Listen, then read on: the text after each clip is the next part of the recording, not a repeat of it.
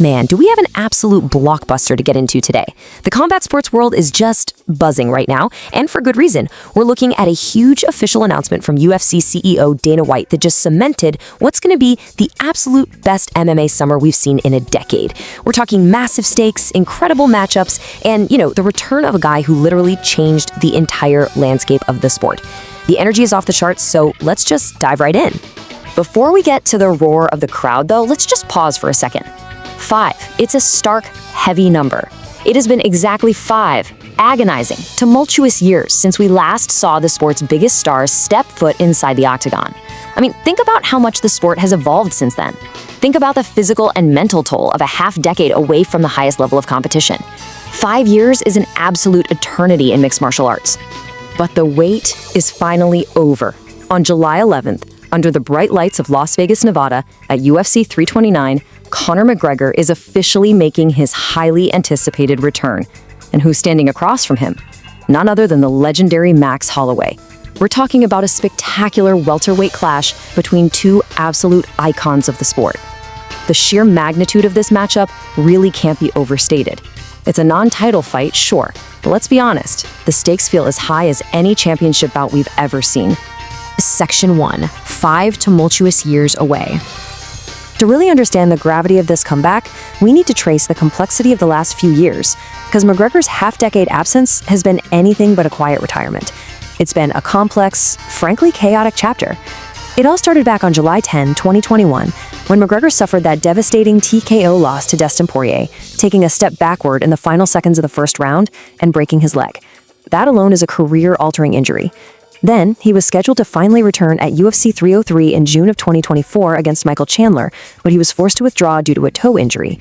And, completely separate from the sport, McGregor has been facing very serious legal battles. In November 2024, an Irish jury found him liable in a civil sexual assault case stemming from an incident back in 2018. Following that, he lost an appeal of that result in Ireland's High Court in July. So the road to UFC 329 has been immensely complicated.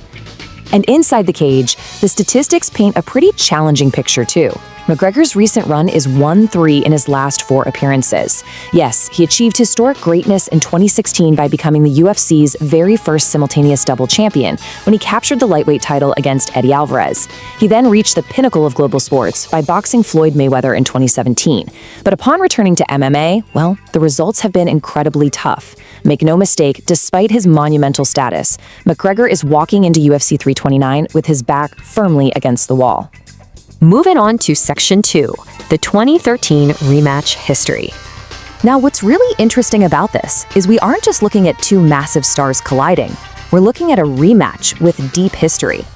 Let's rewind the clock for a second and look at where this rivalry actually began. Back in August 2013 in Boston, this was only McGregor's second fight in the UFC. They fought all the way down at 145 pounds in the featherweight division, and despite suffering a torn ACL during the bout, a young Conor McGregor still managed to out-wrestle Holloway to a 3-round decision victory.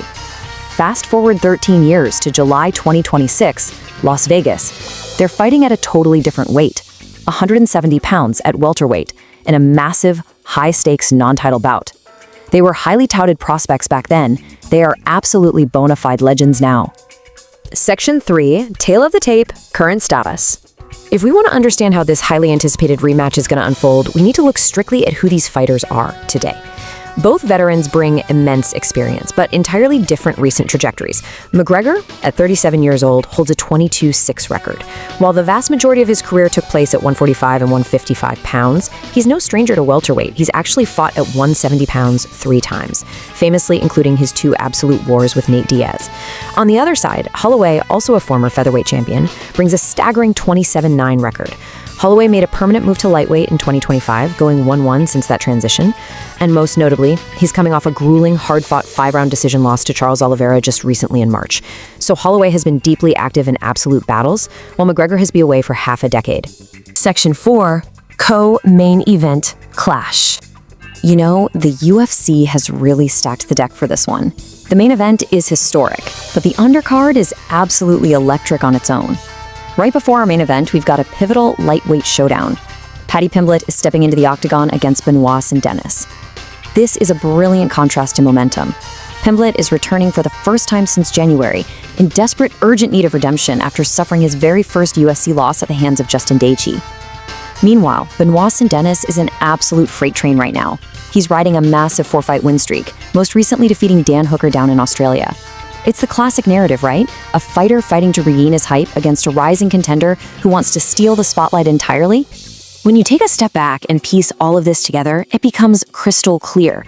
McGregor's monumental return after 5 years away, Holloway seeking redemption from 2013, the high-stakes clash between Pimblett and Saint Denis.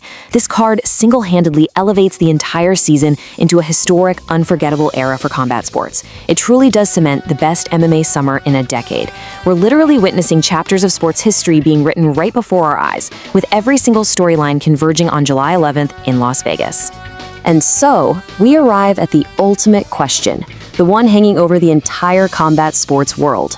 After 5 incredibly chaotic, turbulent years away from the cage, under the brightest lights imaginable, can Conor McGregor truly reclaim his former glory? Or has the relentless evolution of the sport finally moved past him? I'll leave you to think about that. Thank you so much for joining me on this explainer, and I'll see you next time as we continue to break down the most fascinating stories out there.